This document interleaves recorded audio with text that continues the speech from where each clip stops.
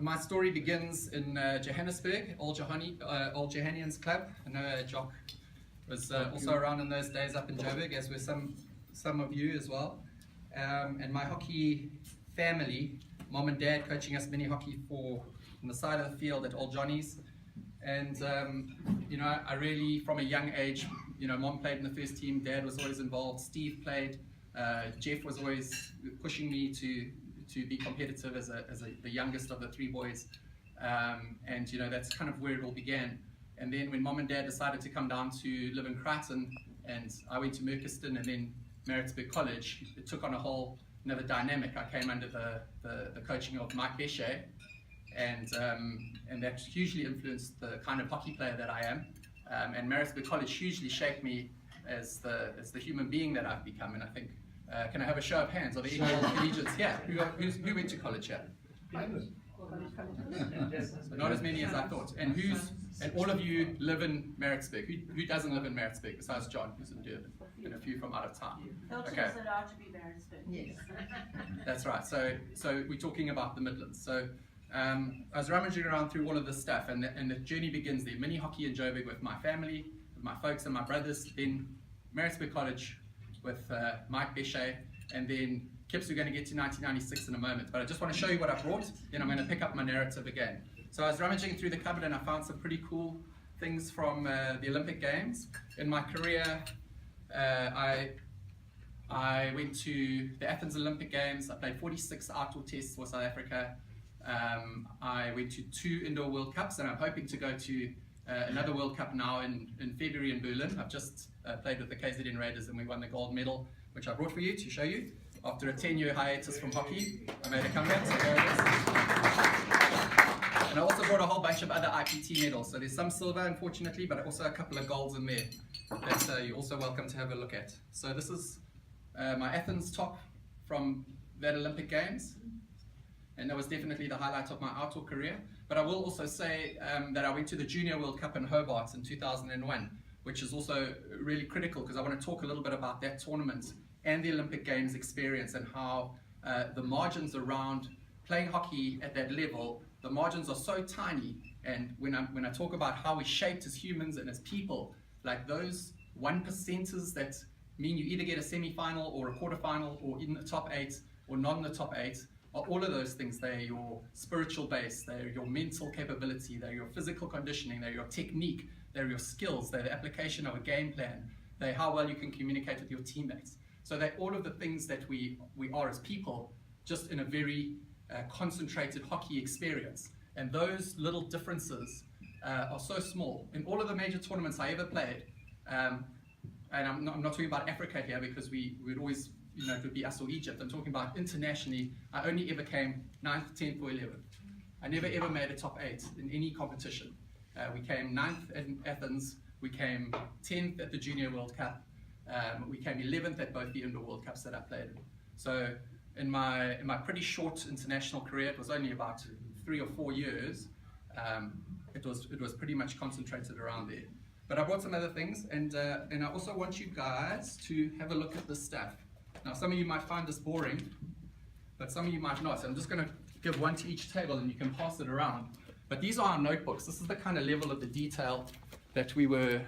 I've also got another jersey here. This is from the Indoor World Cup in Vienna that we went to in 2007. And I've also brought, so if you want to, every single Olympian who goes to an Olympic Games gets a medal, which this is from Athens, and you also get an official certificate which says that you're an Olympian. And I actually saw something interesting from Maritzburg College this week in the old boys letter, not that letter, the other one, which was talking about Maritzburg College's international representation, and I think we're on 290 something. Does anybody know what the actual figure is? But we're approaching 300 international representatives in sport or in sports officials. But of that, the line that stood out for me was that only 15 are Olympians of that 300 number. So it's a really interesting, it's a really interesting figure. I also brought a whole lot of accreditation here. You guys are welcome to come and have a look at all of this stuff. But I just thought that was quite a special thing to show you. There's an athlete's guide, a book on how to behave, where to go in the Olympic Village, what you're allowed to do and what you're not allowed to do, which is, they provide a whole handbook on that. Okay, Kips, what happened in 1996? Absolutely no idea. Okay, correct me if I'm wrong, but you played for Collegians in the Premier League in Maritzburg. I was in that team. In 1996, I was 15 years old. I was turning 16. In that year, I went on my second under 16 IPT, my first under 18 IPT, my first under 21 IPT, and a gentleman by the name of Brian Edwards picked me and Craig Maud, who was a year above me, he was 17, to play in the Midlands B team to go to Pretoria. Can anybody else what happened from a hockey context in 1996? What happened? Atlanta Olympic Games happened. Okay. So Wayne Graham was the captain of that team. Also in that team was Greg Clark, Gary Boddington, Brian Myberg, Leafy Nicol, Craig Fulton. They all came back and they played in that IPT. And Craig Maud and myself, I was 15, Craig was 16, we were roomies, we went on our first tour together to Pretoria, played at Pretoria Tech Astro, and we watched these guys who had just come back from the Athens, the Atlanta Olympics. I think Beefy was the top goal scorer at that Olympics, and we just could not believe that we were even on the same field as these guys. And we got absolutely horribly thrashed. My teammates were Dr. Cliffy Woods was our goalkeeper, our number one, guys like Charlie Haynes, Charlie Jenkins, the Melanson brothers, all of that lot. I know like Sean Jacko, they were in the A side, but we were the B side, but we were in the A section. And I remember Dad coming up to watch that tournament, and I remember seeing him in the stands, and you know, we've done our initiation and we've done all of these things. My first tour as a 15-year-old boy with all of these men on tour. And I remember thinking like, oh, Dad's going to be cross with me if he finds out we've had a few beers, or I had to cook a meal I'd never cooked in my life before. I think we went out to a strip club for the first time in my whole life, and I remember Dad just nodding his head and going, "How are you enjoying IPT, my boy?" And I was like, "Can you just, may I make a point?" Yes, mother. That I had a stand-up fight with Besha and said, how can you allow a 16-year-old to go on an inter-provincial thing? I have no doubt that you did, and Besha and Dad overruled you, and I know that Puffy was our coach, and it was the foundation of the start of my career. Also, very significantly in that same year, Kips, in our team, our Premier League Maritzburg Collegians team, myself and my brother Jeff, Puffy asked us to come and play, and it was Dusty Weber, Mark Rawes, JJ, it was Mike Woodburn, it was Trimby. Who else was there? Which Trimby? This one or Trimby? Paul Trimborn. And we started playing league in April, May or whatever. We had IPT just after that, and then we went to.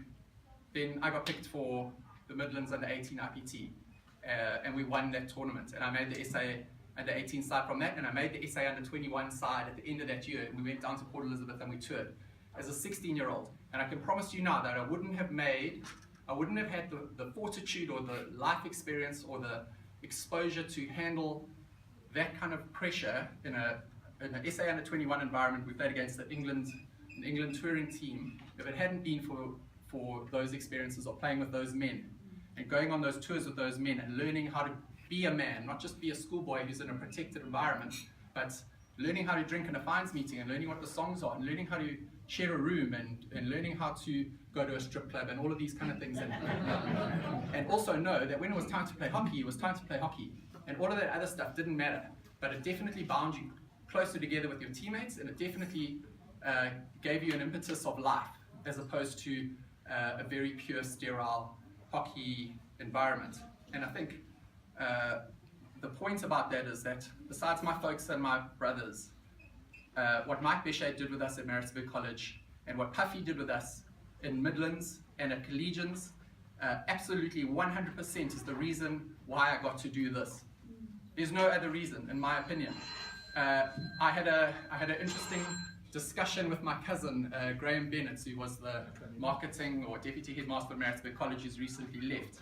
And I said to him, we were up at the farm and we're having a situation in Midlands. I feel, and I shared these stories with him, and I said, this is what I learned when I played a game with any protected schoolboy situation or any elite training program, because who's going to push you? Who's going to you know, the boys there are, sure, one boy might be stronger than you, but have you ever been flattened by a Steve Herbert who's angry with you after you've just scribbled him? You know, like that kind of stuff you can't recreate in a schoolboy system. You know, and the other thing about touring is like, you go on a school tour, it's very, very different to going on a varsity tour or going on an under-21 tour or going on a men's hockey tour, and you'll see in those notes, and the reason I handed out those notebooks to you is that there's some deeply personal stuff in there. I'll give you an example. When I roomed at the Olympics, I'm from Port Elizabeth, called Jody Paul, who's an incredible guy and a great hockey player, and he now is actually head coach at Bath University in the UK. And Jody snored so badly, and Revs had paired us together for 6 months before the Olympic Games. So we toured Spain, Australia, we're at the high performance camp, and he made us room with the guy we're going to room with at the Olympic Games. And I roomed with Jody, and I couldn't sleep. Honestly, for about the first 2 or 3 weeks, I had zero sleep because Jody just snored. And I like to go to bed early, but he liked to read with the lights on and this whole thing. And my point is that it's not about just what happens on the pitch. It's about learning to get on with other human beings, and it's about learning to adapt and cope. So I just put my aeroplane things on, and I put earplugs in my ears, and Jody would read and listen to his music, and he'd go to bed late, and I'd wake up early, and you'd get on. But by the time the Olympic Games came, we had it sorted. We were roommates, we'd done it, and it was all perfect. So going on tour is not just about playing hockey, it's about going on tour for life. And I think that's the thing that I feel is missing in Maritzburg at the moment without having a league. And I think my challenge to all of you here is, if I look around the room and I see the collective experience in life, in business, in hockey, in administration, there's absolutely no reason why there shouldn't be a league in Maritzburg. There's absolutely no reason why there shouldn't be good people, the Mike Beshays of this world and the Puffy Edwardses of this world and all the other great coaches that Maritzburg have produced. But what is keeping those people here? And to end off with, my son William is 5 years old, which means in 10 years' time, he's going to have his 1996. And the question here is, am I going to send him to Maritzburg College, which I would love to do because he'll be a fifth generation Evans going to that school, which I dearly love and dearly care about? Or am I going to go and send him to Northwood because I know that Sean Baker is the head coach there, that he will play at Crusaders or Riverside with 2 or 3 other international hockey players, that he'll play league, even though he's got his school commitments, and he will learn more from league than he will learn from anywhere else, that he'll possibly squeak into an under 18 or an under 21 setup when he's 15 or 16, because that's the rapid acceleration that you get from being exposed to people who are better, stronger, and certainly more wise, because hockey is ultimately a thinking person's game. So that's a thought that I want to leave you with. What are we going to do about Maritzburg and Maritzburg's hockey? My solution would be, if we can get this many people in a room who love the game so much and have so much to share and have benefited so much together over the years, and your children, and now your grandchildren, hopefully in the future, surely there's enough impetus here that if we have to play a political game, to go and play the political game and win it and finance it through the contacts that we have, because we have been very successful and privileged in our businesses that we own, to possibly get out a German or a Dutch player coach for the 4 or 5 Maritzburg clubs and create an incentive for those college boys or those parents or potential future college boys to still send their sons to a great school and still send their children to a great city, because that's obviously another and much broader and bigger challenge. But in a hockey context, I want to just suggest that it's worth fighting for, and if anybody in this town is going to do it, it's the people sitting in this room. So thank you very much. It's been wonderful to see you all, and thank you for having me here today. And I'm open for any discussion.